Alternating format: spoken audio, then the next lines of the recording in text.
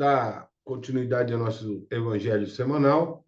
Nós estamos no capítulo 10, Bem-aventurados os misericordiosos, e hoje nós vamos ler dois tópicos: o sacrifício mais agradável a Deus e o argueiro e a trave no olho.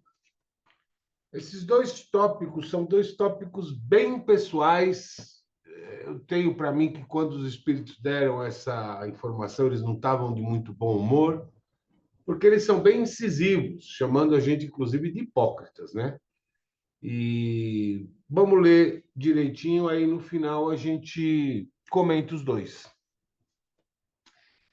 Então vamos acalmando o nosso coração, elevando o nosso pensamento a Jesus Cristo e dizendo a Ele: querido irmão Jesus, é em teu nome que nós nos reunimos hoje para os nossos estudos semanais do Evangelho, a fim de aprimorarmos o nosso conhecimento na jornada evolutiva do Espírito. Agradecendo a todos os irmãos do plano espiritual que aqui comparecem, aos nossos mentores e aos espíritos de luz, vamos iniciar os nossos trabalhos dessa terça-feira, coração que o Pai nos deixou. Pai nosso que estais no céu, santificado seja o vosso nome, venha a nós o vosso reino, seja feita a vossa vontade, assim na terra como no céu.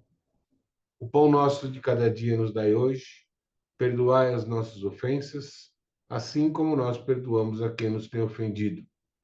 Não nos deixeis cair em tentação, mas livrai-nos de todo o mal, porque teu é o reino, o poder e a glória hoje e sempre.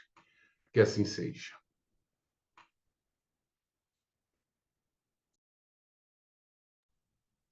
Então, vamos para o tópico: o sacrifício mais agradável a Deus. Se, pois, quando apresentardes vossa oferenda ao altar, vós vos lembrardes que o vosso irmão tem alguma coisa contra vós, deixai a vossa dádiva aí ao pé do altar e ide antes reconciliar-vos com o vosso irmão, e depois voltai para oferecer vossa dádiva. Quando Jesus disse: ide vos reconciliar com o vosso irmão antes de apresentar vossa oferenda ao altar, ensina que o sacrifício mais agradável ao Senhor é o do próprio ressentimento, que antes de se apresentar a Ele para ser perdoado, é preciso ter perdoado, e que, se cometeu injustiça contra um de seus irmãos, é preciso tê-la reparado. Só então a oferenda será agradável, porque virá de um coração puro de todo mau pensamento. Materializa esse preceito porque os judeus ofereciam sacrifícios materiais, devia conformar suas palavras aos seus usos. O cristão não oferece dádivas materiais, ele espiritualizou o sacrifício, mas o preceito com isso não tem senão mais força. Oferece sua alma a Deus e essa alma deve estar purificada. Entrando no templo do Senhor, deve deixar do lado de fora todo sentimento de ódio e de animosidade, todo mau pensamento contra seu irmão. Só então sua prece será levada pelos anjos aos pés do Eterno.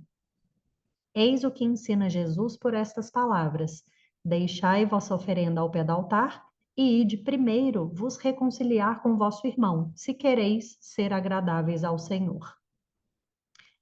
E agora o próximo tópico: o argueiro e a trave no olho. Por que vedes um argueiro no olho do vosso irmão, vós que não vedes uma trave no vosso olho? Ou como dizeis ao vosso irmão: deixai-me tirar um argueiro do vosso olho, vós que tendes uma trave no vosso? Hipócritas, tirai primeiramente a trave do vosso olho, e então vereis como podereis tirar o argueiro do olho do vosso irmão. Um dos defeitos da humanidade é ver o mal de outrem antes de ver o que está em nós. Para julgar-se a si mesmo, seria preciso poder se olhar num espelho, transportar-se de alguma sorte para fora de si e considerar-se como uma outra pessoa, perguntando-se: que pensaria eu se visse alguém fazendo o que faço? Incontestavelmente, é o orgulho que leva o homem a se dissimular os próprios defeitos, tanto ao moral como ao físico. Esse defeito é essencialmente contrário à caridade, porque a verdadeira caridade é modesta, simples e indulgente. A caridade orgulhosa é um contrassenso, uma vez que esses dois sentimentos se neutralizam um ao outro. Como, com efeito, um homem bastante vão para crer na importância de sua personalidade e na supremacia de suas qualidades, pode ter, ao mesmo tempo, bastante abnegação para fazer ressaltar em outro o bem que poderia eclipsá-lo em lugar do mal que poderia realçá-lo? Se o orgulho é o pai de muitos vícios, é também a negação de muitas virtudes. Encontramo-no no fundo e como móvel de quase todas as ações. Por isso, Jesus se dedicou a combatê-lo como principal obstáculo ao progresso.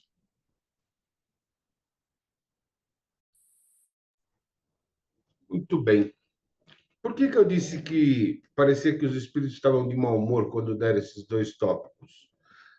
Porque nos dois, eles noticiam atitudes que a gente tem que, na verdade, visam encobrir falhas. Vejam só, quando ele diz assim: antes de você fazer a oferenda para que Deus vos perdoe, vai e faz as pazes com o teu irmão. Ou seja, você não consegue fazer o de menos, você quer fazer o de mais? Faz o de menos primeiro. Se acerta com o seu entorno, porque aí você pode fazer o demais. É, então, assim, que Deus diz assim, o que eu faço com patrimônio material? Não uso patrimônio material. Deus diz, eu nunca te pedi nada. Para que você está deixando essas coisas aqui para mim? Você está pedindo perdão? Mas se você não sabe perdoar, e aquilo que eu sempre disse, o universo vai responder para você aquilo que você faz para o universo. Se você não perdoa, não tem perdão universal. Se você perdoa, tem. É moeda de troca. Não tem como escapar dessa máxima. Então, o que Deus está dizendo assim, que tipo de hipocrisia você quer aqui? Dizendo que é bom, que é caridoso, que é generoso, mas não faz as pazes com o seu irmão? Você guarda a louça mais esticada, mais cara para visita? Enquanto sua família come em prato quebrado e copo de requeijão? É isso? Dai o melhor para os que te escondam. Dai tudo. E se a visita for na sua casa, que partilhe das mesmas coisas boas da sua família e não do melhor. A sua família, o teu núcleo, o teu arredor não é importante só quando é visitado. Ele é importante, ponto. Quando você tiver acertado com todos eles, aí você pode me procurar, que eu vou te orientar e te ajudar. Antes disso, não. Quem mais marcou para mim foi quando eu estudava no Colégio dos Padres. Um padre falou para mim uma frase, falou para a sala, né? Mas eu gravei essa frase. Se você quer entregar uma oferenda a Deus no altar, doa-te a ti mesmo, que é essa oferenda que ele quer. Prega a palavra de Deus. Fala, eu me dou para você, meu Deus. Faz de mim um instrumento da tua palavra. É isso que ele quer. Que você dissemine a palavra. Ele não quer carneiro. Ele não quer vela. Ele não tem o que fazer com isso, gente. Dinheiro. Ele quer doação de alma. Ele quer que as pessoas vão lá e falam, pai, eu estou a teu serviço, meu senhor. Só me orienta o que eu tenho que fazer. Então não tem nada a ver com dinheiro isso. Certo? O que ele quer é que vocês cultivem o amor. Primeiro, antes de tudo, ama-te a ti mesmo e ama o próximo como a ti mesmo. Se você não amar a si mesmo, você não consegue amar o próximo. E no segundo tópico, ah, o argueiro e a trave no olho, esse ainda é pior, porque aqui ele chama a gente de hipócrita na cara dura. O argueiro é um cisco, tá, gente? Um cisquinho, um pequeno cisco. E a trave é um galho gigante de árvore, um pedaço de madeira gigante. Então, é muito fácil eu julgar uma pessoa por uma determinada atitude, mas eu mesmo não me policio nas minhas atitudes erradas.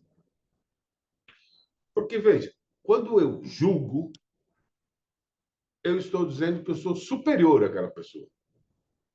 E não somos. Nenhum, a nenhum. Nenhum de nós é superior ao outro aqui. Pelo menos não em questão de evolução espiritual. Então, eu não posso chegar para uma pessoa e dizer: olha, eu vou te ensinar a fazer, ou vou te dizer como fazer. Eu não passei pelo que aquela pessoa passou. A minha empatia por aquela pessoa é parcial. Eu não sei qual é a história de vida daquele espírito de centenas de milhares de anos. O caminho que eu escolhi para resolver a situação pode não ser o mesmo que ele vai escolher. Pode ser outro caminho que seja o ideal para ele, e não o meu. Então, eu não posso ensinar nada, porque eu não sei nada. Eu só posso orientar. Eu, quando estive nessa situação, agi assim. Por que você não experimenta fazer assim? E não dizer que ele está agindo errado. Eu não sei qual é a história de vida dele, não sei qual a vida dele. E eu tenho erros suficientes para não me julgar capaz de julgar.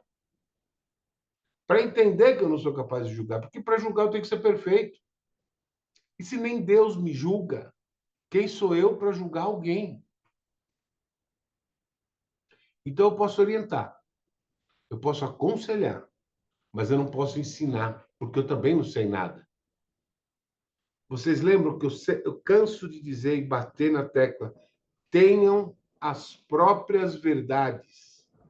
Pouco importa o que eu falo, pouco importa o que o Wagner fale, pouco importa o que o fulano, Beltrano, Cicrano fale. Formatem as próprias verdades fundamentadas nas suas histórias de vida. Porque o meu caminho pode não ser o caminho que vocês têm que percorrer. E o caminho que vocês têm que percorrer pode não ser o meu, o que não quer dizer que o meu é certo e o de vocês é errado, nem que o de vocês é certo e o meu é errado. São simplesmente caminhos diferentes. Esse tópico eu gosto de usar meu cunhado como exemplo. Toda vez que nós vamos para a Baixada Santista, nós voltamos. Minha sogra morava lá, então nós íamos muito. Hoje ela mudou para São Paulo, então não vão mais tanto assim. Mas toda vez que a gente ia para lá, nós voltávamos pela Imigrantes. Quando chegava no fim da Imigrantes, eu pegava a Bandeirantes. Meu cunhado entendia que não, que ele tinha que seguir em frente na radial para pegar a Paulista, para pegar Heitor Penteado, Céu Coral, o caminho por dentro da cidade. E eu pegava a Bandeirantes, que é uma avenida que liga o fim da Imigrantes com a Marginal Pinheiro já. Então, uma reta só. E ele entendia que não, que ele ia por dentro, pela cidade. Para ele era o melhor caminho. Nós chegávamos no mesmo lugar. na minha casa. Eu pelo meu caminho, ele pelo caminho dele. Então não existe caminho certo e errado. Não existe caminho bom ou ruim. Existe caminho ideal para a história de vida de cada espírito. E eu não posso julgar se aquele espírito está no caminho certo ou errado. Um exemplo para vocês. Alguém me apresenta um problema. Aí eu falo assim, cara, eu quando estou com esse problema aí, vou te dar um conselho, hein? Faz o seguinte, vai numa padaria, num bar, pede uma cerveja, toma, dá uma relaxada, ó, acabou o problema. Boa! Para vocês funciona? Funciona. Eu tomo uma cerveja, dou uma relaxada, vou para minha casa, janto e durmo. Só que o cara é alcoólico. E você dá um conselho desse para ele, ele vai para a padaria e vai seguir o seu conselho. E ele toma 20 cervejas, 50 cachaças. Se ajudou ou se atrapalhou? Você provavelmente acabou com a vida de um cara que estava tentando largar de beber. Então, é muito cuidado, gente. Sabe? Muito cuidado com o que a gente orienta as pessoas. Porque a gente precisa saber da história de vida. Ninguém é igual. As histórias de vida são similares, mas iguais nunca. São sempre diferentes. Pensem nisso, assim como pensem naquilo que vocês pedem. Tá? E para finalizar, eu vou falar da questão de pedir. Porque eu tenho um amigo meu que fez uma limpeza na casa e pediu aos espíritos que ele não deixasse nada que atrapalhe a vida dele entrar mais na casa. Faz 3 meses que ele não consegue entrar na casa mais. Tá certo? Ele pediu, os espíritos atenderam. Tudo que atrapalha a sua vida não é para deixar entrar? Não, não, não. Então, fica para fora, porque atrapalha a sua vida você mesmo. Certo, gente? Então, são duas pauladas que a gente, às vezes, se sobrepõe à própria verdade de imperfeitos, tentando ser perfeito para aquela pessoa que está com problema. E nós não somos perfeitos. E, às vezes, a gente quer levar uma retribuição de caridade, de roupa, de dinheiro, de comida, quando aqui está ruim, está errado aqui, ó. Está errado na minha família. Eu não me dou com meu irmão, não me dou com minha cunhada, eu não me dou com minha tia, com minha avó, seja lá com quem for, com meu amigo. E eu estou lá pagando de caridoso. Não sou caridoso, eu sou caridoso se eu começar aqui. Se eu cuidar daqui primeiro. Se eu varrer o meu quintal, aí eu posso falar para o vizinho, quer que eu ajude a varrer o seu quintal aí? Ou você quer que eu compre uma vassoura para você varrer o seu quintal? Mas o meu quintal tem que estar varrido. Eu tenho que ser o exemplo daquilo que eu falo. O homem, a pessoa, não se conhece pelas palavras, mas se conhece pelas ações. O mal não é o que entra, é o que sai da boca. Falar, todo mundo é capaz de falar qualquer coisa. Eu quero ver fazer. Eu quero ver no dia a dia. Eu quero ver quando chegar num prédio, em algum lugar, e tiver uma faxineira e uma assessorista, você, antes de cumprimentar qualquer pessoa que você conheça, cumprimentar a faxineira e assessorista. Eu não vou, não é vaidade, orgulho aqui, mas no velório da minha irmã, mês passado, acho que foi, mês passado, o meu cunhado é cadeirante, já está com idade avançada também, enfim. E ele tem um enfermeiro que empurra a cadeira dele. Que dá mais E no seu tempo, e os resultados não mudam, tá? Então, e que empurra a cadeira dele. E o enfermeiro era muito apegado à família, em geral. E quando ele viu a minha irmã, ele começou a chorar. E por constrangimento, saiu da sala do velório. Pois eu levantei, fui buscá-lo e falei, por que você está saindo? Ah, é sua família, eu não quero. Eu falei, não tenha vergonha, não tenha medo da sua vergonha, do seu sentimento, não. E dei o ombro para ele chorar. E ele chorou no meu ombro. Porque eu tenho certeza que o sentimento daquele menino era muito mais sincero e puro que o sentimento de muita gente que estava lá. Que foi lá para cumprir a função social de ir no velório da minha irmã. Então eu chamei o menino, dei o meu ombro para ele chorar. Ele falou, o senhor que é irmão dela não está chorando? Eu falei, é outra compreensão, querido. Fica tranquilo que sua hora chega de entender tudo isso. Entenderam? Então, assim, cada um tem seu tempo, cada um no seu quadrado. Não dá para a gente exigir, medir com a nossa própria regra. Não dá para a gente querer, estudando, conversar com uma pessoa e achar que ela sabe aquilo que a gente sabe. Eles não sabem. Eles não sabem. Eles não sabem, por exemplo, que, como eu posso dizer, uma coisa que é banal, que é primária, que a vida do espírito continua depois da morte do ser humano. Oh, legal. Mas eles não sabem que tem uma vida lá para trás. E que é o mesmo cara que vem de lá para trás, de centenas de milhares de anos, e que está vestindo só essa roupinha de ser humano. E é um cara que vai continuar ainda. Então eles acham que vão morrer, vão esquecer tudo, não vão mais nada. Não! Tá tudo no cara que são vocês mesmos. O eu real de vocês não é esse corpo, gente. O eu real de vocês só se manifesta por esse corpo, que um dia vai virar pó. E esse eu real, que é tudo isso que vocês são hoje, vai continuar na jornada. Comentários? Concordo, não concordo? Está tudo errado? Deixa eu trazer uma questão aqui, Fê. Vocês conhecem as 4 leis do espelho? Já ouviram falar? Me veio muito isso na cabeça durante a leitura do Evangelho de hoje. E eu vou trazer para vocês porque serve muito de reflexão. A gente vem falando aqui nos outros, né, nos tópicos anteriores sobre cólera, raiva, julgamento, falando sobre perdão, né, às vezes a dificuldade de perdoar, falando sobre reconciliação.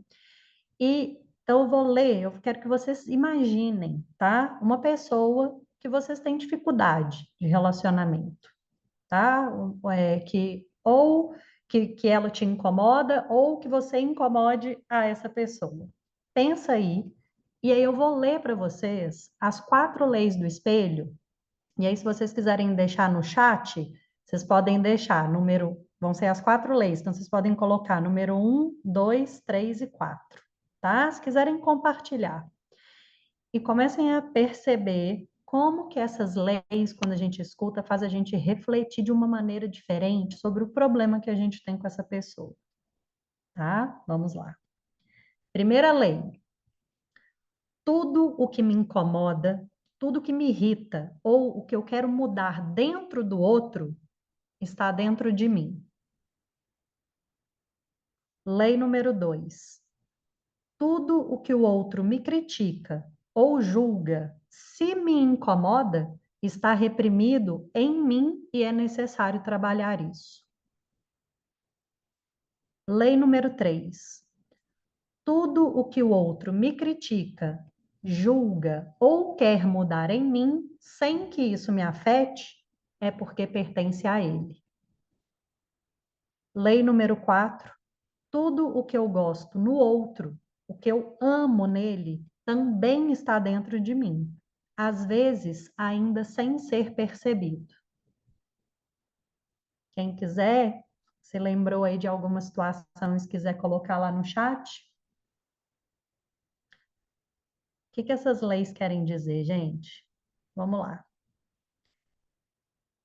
Olha como funciona a lei do espelho, tá? Tem 2 pessoas aqui, ó. essa primeira pessoa aqui está julgando essa aqui querendo mudar alguma coisa nessa. Só que essa daqui, vamos colocar aí um exemplo de jornada de evolução espiritual, porque muitas vezes, quando a gente entra nesse caminho, né, nessa jornada, querendo evoluir, querendo ganhar conhecimento, às vezes a gente recebe julgamentos, né? Isso é fato, e às vezes a gente fica muito sozinho nessa caminhada. Então, vamos colocar isso como exemplo, tá? Então, tem uma pessoa aqui e nós que deixamos de ir para uma festa para poder estar no Evangelho hoje. E aí, essa pessoa vem e começa a julgar. Essa pessoa aqui, ó, tá lá na lei número 1, né? Que ela tá tentando mudar o outro. E essa pessoa aqui, ó, tá lá na regra número 3, que ela tá recebendo esse julgamento, mas isso não a afeta, porque ela já decidiu o caminho que ela quer. Então, isso é só, mas tem uma dificuldade ali, né? Tá tendo um embate ali. Então, eu trouxe isso, depois eu posso colocar lá no grupo para vocês também, porque na maior parte ou em todos os conflitos que a gente tem, se a gente olha para essas regras, é batata, gente. É batata. E nada mais simbólico do que falar sobre lei do espelho, né? Porque é o que está falando o Evangelho hoje. Muitas vezes a gente está com o foco no outro, sem olhar para aquilo que a gente deveria estar olhando na gente mesmo. E se a maior parte das coisas que a gente julga no outro, às vezes é porque a gente precisa trabalhar aqui, se a gente julga, não tem amor. Então, se o que tem no outro que a gente está julgando tem na gente, a gente está tendo amor por a gente mesmo? Não. Então, aconselho todo mundo hoje pegar o Evangelho e ler esses tópicos aí de novo. Porque senão a gente vai fazer jus aos que os Espíritos falaram, que nós somos hipócritas.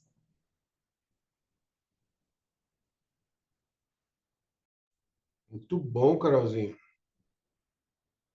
Alguém quer fazer mais algum comentário a respeito do Evangelho?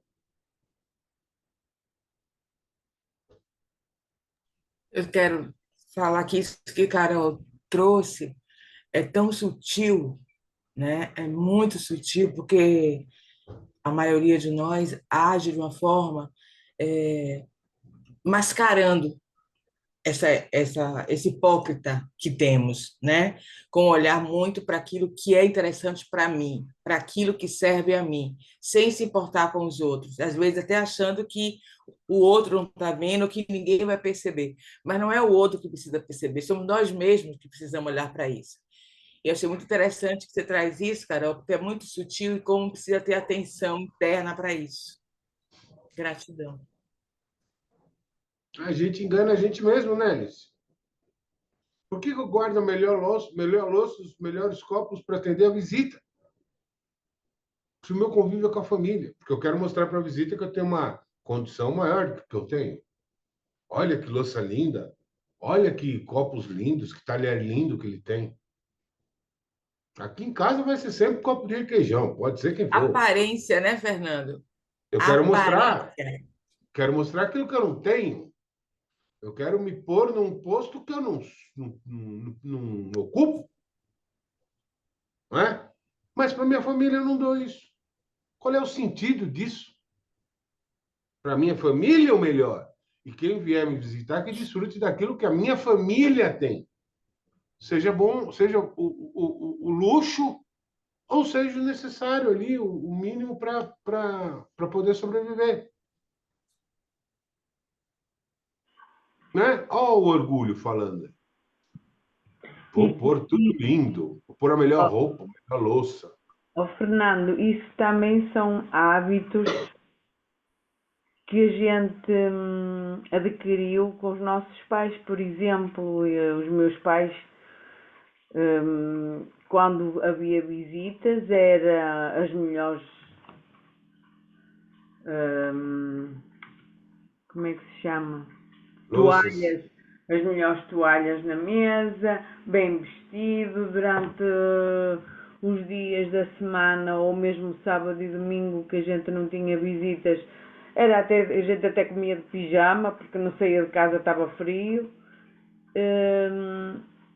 Eu acho que isso também é um bocado hábitos que a gente adquiriu dos nossos pais e enraizou de tal maneira que às vezes é difícil sair.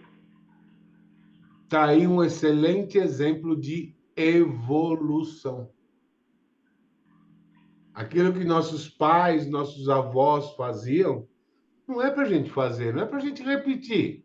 Senão a gente não sai do lugar. É o carro patinando, a gente tem que evoluir. Se aqueles que dão apreço à materialidade me cercam, eu não tenho materialidade, então podem parar de me cercar. Porque eu não preciso daqueles que dão apego à materialidade. Eu preciso daqueles que dão apego à espiritualidade. Meu anjo, meu avô, eu lembro que era molequinho, mas com uns 80 anos, 70 e poucos anos, aposentado, ele passava o dia da semana e o fim de semana de paletó, colete, gravata e chapéu. Era a forma que ele entendia que tinha que se vestir. Entendeu? Depois que inventaram o Tribunal de Justiça Eletrônico, acho que eu só vou pôr terno de novo na minha vida quando eu morrer. Então, a gente vai evoluindo, Rosinha. A gente vai dizendo, esses preceitos não me servem mais. Eu vou fazer a minha verdade. Esses preceitos não me servem, eu não preciso mais disso. Eu não preciso mais mostrar aquilo que eu não sou. Eu não preciso mais acolher bem a visita, porque a visita que me interessa é aquela que vem por mim.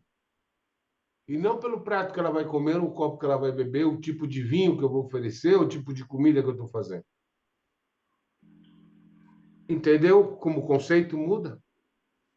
E é um conceito que, felizmente, eu não passei para os meus filhos, porque também não tinha a louça boa para pôr para as visitas, punha a louça que tinha durante a semana para mim e para os meus filhos.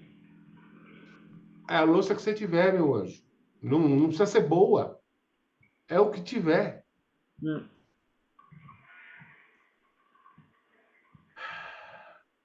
Muito bom. Podemos encerrar e daí a gente abre um pequeno espaço para dúvidas gerais? Então vamos lá. Irmão Jesus, mais uma vez estivemos reunidos em teu nome, agradecendo a todos os amigos do plano espiritual que aqui comparecem, uns para ensinar, outros para aprender. Aos nossos mentores que estão sempre ao nosso lado, pedindo, continuem nos intuindo, nos orientando, nos ensinando, nos direcionando e nos defendendo, nos protegendo. E agradecemos por tudo isso, agradecemos aos espíritos de luz também pelo tempo de devoção que tem a nós e pela organização de todos os encontros espirituais. Pedimos que fluidifiquem a água, para que ao bebermos nos livremos dos nossos males físicos e espirituais. E nos conceda a bênção divina do passe, nessa transfusão mágica de energia, onde cada ser de luz se posiciona à frente de um participante dessa reunião e passa a transmitir essa luz branca perolada para o topo da cabeça desse participante, e essa luz toma conta do corpo desse participante, jogando todas as energias lá para o pé e do pé para a terra. Quando essa luz toma conta desse corpo, começa a envolver todos os órgãos desse corpo numa cura crística e divina.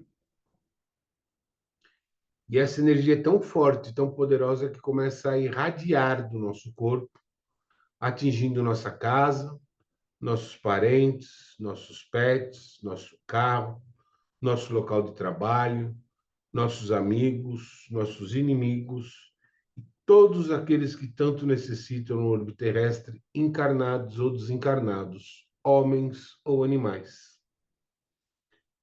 E essa fusão de energias de luz é tão forte que a Terra, o planeta, passa a vibrar, a transbordar essa luz branca perolada por todo o universo. E nessa emancipação de luz e energia, Pai, nós te pedimos pelo acolhimento, orientação e tratamento da irmã Laurinda de Souza e o acolhimento da família,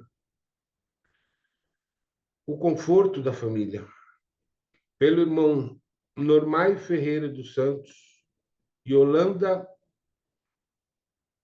Ramos e Nilda Vilalva.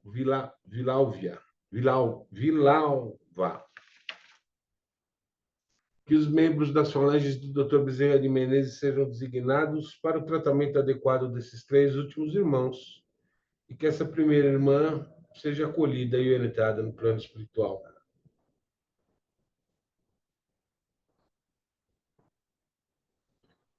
Senhor, nós te agradecemos por tudo que temos, pelo que tivemos, pelo que ainda teremos.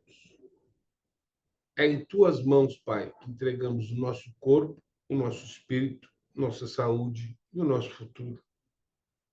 Pai, ilumina o nosso caminho e nos conduz por ele.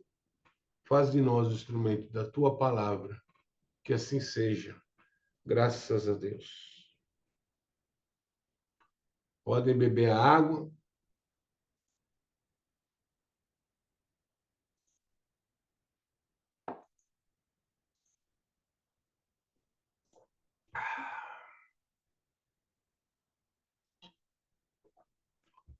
Alguém tem uma dúvida fora do que foi dito no Evangelho, que viu na internet, que encafifou? Ou está todo mundo no caminho certo, já bem orientado?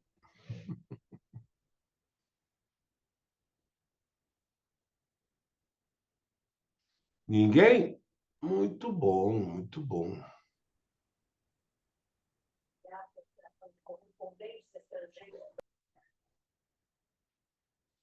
Então, gente, já que está todo mundo bem orientado, não fica ouvindo essas bobagens de internet, essas bobagens. Ô, Fernando, Oi, o evangelho de hoje, né, pela primeira vez, assim, eu ouvi uma pessoa falar de uma forma tão diferente, tão consciente do que foi esse evangelho. Reconcilia-se primeiro contigo, com teu irmão, para depois oferecer aquilo que você tem, né? A Igreja Católica, a gente, pelo menos eu que vim na Igreja Católica, muito assim, reconcilia primeiro com teu irmão e depois vem ao altar oferecer aquilo que você tem de material. Mas Deus não precisa nada disso, né? Foi o que você colocou. O que ele precisa é do amor, é dar as ações.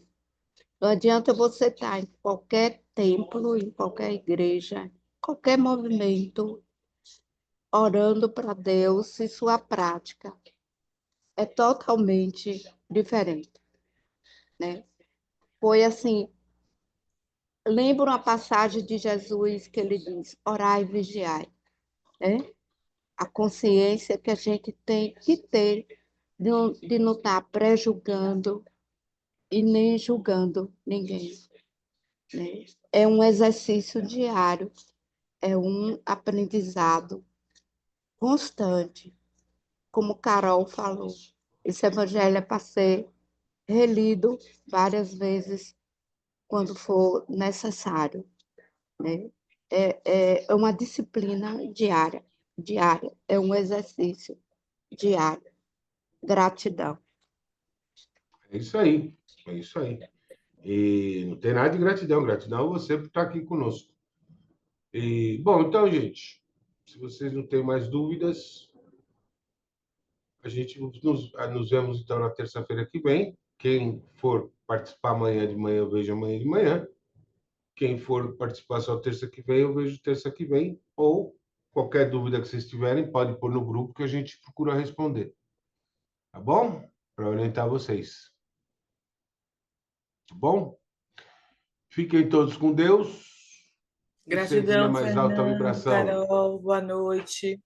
Beijo. Beijo. Muita Boa luz no noite. caminho de todos. Beijo, beijo.